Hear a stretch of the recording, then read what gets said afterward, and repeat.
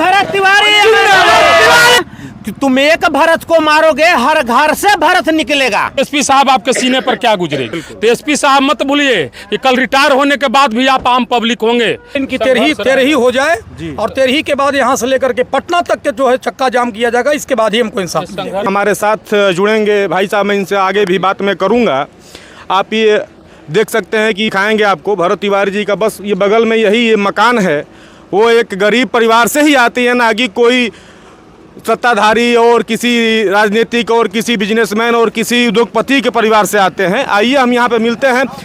जैसे कि 2 दिन पहले एसपी साहब ने उनके छोटे भाई को धमकी दिया है, तो इसके बारे में आप क्या कहना चाहते हैं? मैं एसपी साहब को बता देना चाहता हूँ कि जिस एजेंडे पर आप काम करने आए हैं या दलाल आप प्रशासन के पद पर, एक गरिमामय पद होती है एसपी का, और उस गरिमामय पद का अगर किसी के बहकावे पर आप अगर उसका दुरुपयोग कर रहे हैं तो एसपी साहब मत भूलिए कि कल रिटायर होने के बाद भी आप आम पब्लिक होंगे। आप एसपी हैं, आपके पास अभी पावर है, आप एसपी हैं, लेकिन आपके घर में बाल बच्चे परिवार जो भी हैं वो तो बिना प्रशासन के हैं। उनके साथ अगर ऐसी घटना घटेगी तो एसपी साहब आपके सीने पर क्या गुजरेगी। बिल्कुल बिल्कुल। यहाँ तक ये देखा जा रहा है कि जिस तरीके से अभी तक प्रशासन के द्वारा किसी प्रकार की कोई कार्रवाई नहीं की गई और इसको दबाने का भरपूर प्रयास किया जा रहा है, और यहाँ पे लोगों का जो आने का जो लोग आ रहे हैं उन लोगों को भी रोकने का कार्य प्रशासन कर रही है क्या?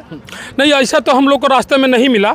हम लोग झूठ सच करने तो आए नहीं हैं। हम लोग शहीद भगत तिवारी का समर्थन में आए हैं और एक क्रांतिकारी थे, न कि अपराधी थे। बिल्कुल बिल्कुल। अपराधी उनको कुछ लोग बनाने का कोशिश कर रहे हैं नेताओं के द्वारा, आदतन अपराधी तक कहा जा रहा है। बिल्कुल। लेकिन वो अपने गिरबान में झांक करके देख लें पहले कि उनकी इतिहास क्या है, उनके ऊपर कितना मुकदमा है जो इनको आतन अपराधी कहने का काम कर रहे हैं। कई ऐसे क्लिप वायरल हुए हैं जिसमें भरत तिवारी जी को, शहीद भरत तिवारी जी को विक्षिप्त मानसिकता और उनको पागल का भी लोग। अच्छा, जो क्रांतिकारी होता है, जो देश के लिए लड़ना जानता है, उसको पागल ही कहा जाता है। जी, इसके बारे में आपका क्या कहना है भाई साहब? आप कहाँ से आए हैं? औरंगाबाद जिला से। अच्छा, आप भी औरंगाबाद जिले से आए हैं? 4 लोग हम लोग औरंगाबाद। अच्छा, पूरी टीम है आपकी?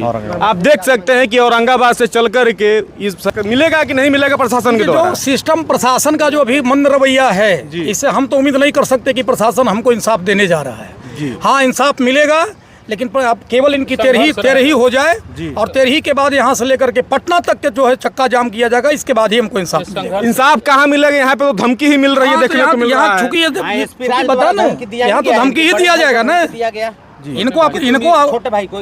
तुम ये क्या कर रहे हो, बंद करवाओ। सुनने में आया है कि वो भी सुनने में ये भी आया है कि उनको भी बोल रहे हैं कि आपकी भी जान जा सकती है।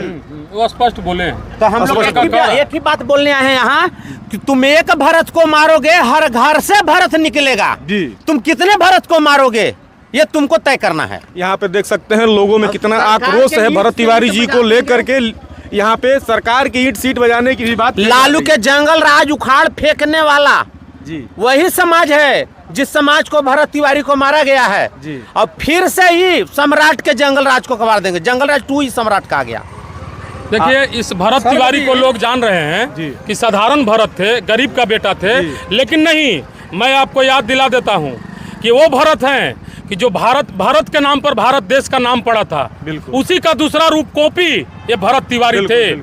ये साधारण कोई आदमी नहीं थे, और एक गरीब, दलित, वंचित, अति पिछड़ा सभी वर्ग के लिए इन्होंने लड़ाई लड़ा और उसके चलते ही शहीद हुए। तो इनके साथ एक ब्राह्मण जाति वर्ग नहीं है, इनके साथ सभी प्रकार के जाति, सभी समुदाय। देखने को ये भी मिल रहा है कि कुछ लोग इसमें जाति का भी वो कर रहे हैं, रूप देने का। क्योंकि वो स्वर्ण जाति से आते हैं, इसलिए उनको बरगलाया जा रहा है। अगर जो यही किसी जाति से रहते तो नहीं बरगलाया जाता। नहीं, इसमें जानते हैं, इसमें सभी लोग का ऐसा सोच रहा है कि सभी वर्ग कैसे एकजुट हो गया। इसको दबाने के लिए हमको लग रहा है कि इस तरह का खंड करने का प्रयास है। और मैं तो आपको माध्यम से ये सरकार को भी कहना चाह रहा हूँ कि यदि भरत तिवारी मानसिक विक्षिप्त का शिकार था, समाज सेवा करना आज के डेट में मानसिक रोगी का बीमारी का लक्षण है, तो मैं भी वही रोगी हूँ।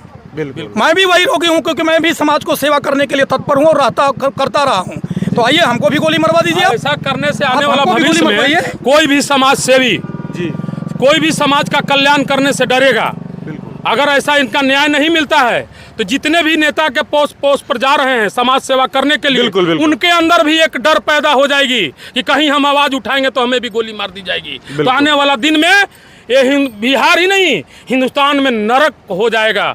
फिर कोई भी साम्राज्य यहाँ वैल्यू नहीं रह जाएगा, यहाँ वैल्यू नहीं रह जाएगा। ये तो लोकतंत्र की हत्या है। फिर लोकतंत्र का कोई स्थिति नहीं रह जाएगी यहाँ। और जिनको बसाया गया है उनको जाके देखिए ना, भरत तिवारी उनके लिए लड़ रहे थे, कभी उनका तो जनगणना कीजिए उनमें क्यों किस वर्ग के लोग हैं, सब दलित महादलित ओबीसी के लोग हैं, स्वर्ण नहीं है वहाँ। बिल्कुल बिल्कुल। और उसके लिए भारत तिवारी जो लड़ रहे थे, जहाँ लोग बाढ़ से पीड़ित था, क्या वहाँ मुकेश अंबानी का घर था? नहीं। रतन टाटा का घर था?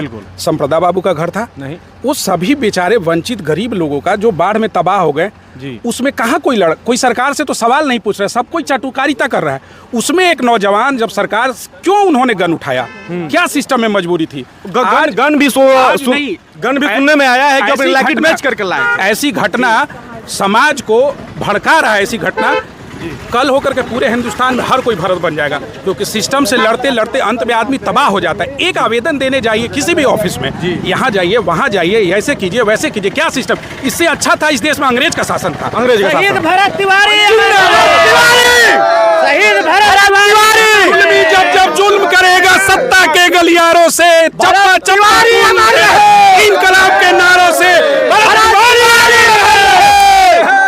भरतपुर के भरत तिवारी अमर रहे, भरतपुर के भरत तिवारी अमर रहे, भारत तिवारी अमर रहे। आप देख सकते हैं किस तरह से लोगों में जन आक्रोश आ गया है और इनकलाब का नारा यहाँ पे दिया जा रहा है।